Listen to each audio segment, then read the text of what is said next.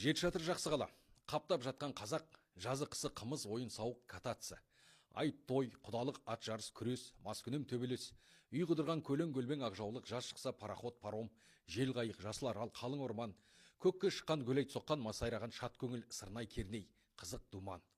Қайткенмен сергек қала. Кереку-Баян өлкесінің тумасы қазақтың бір туар перзентінің бірі жазушы Жүсіпбек Аймауытовтың әнші әңгімесі шаһарды осылай суреттеумен басталады. Алайда мынадай жолдары да бар. Өзін өрлей салынған екі мешітті бір шіркеулі ығы-жығы тайпақ қала. Ағашы жапырайған төбесі тоқал, тәукеншік үйшіктер бізді қазақтан басқа кім мекендесін дегендей бет аузы қисайып, көздері сығырайып кеңсеңдеп тұрған іспетті. Ескі құсқы киім, етік-метігін қолтықтап, дорбасын, боқшасын арқалаған қаланың кедейлері жаяу жалпы сүмеңдеп базарға кетіп барады. Көпшілік тамақ тауып қайта ма? Жоқшылық қысып, еңсесі түсіп, мең-зең болған сорлылар неден мұндай болғанын қайдан білсін? Бұл да сол Жетішатыр. Әңгіме осыдан 100 жыл бұрын жазылды. Егерде Жүсіпбек Аймауытов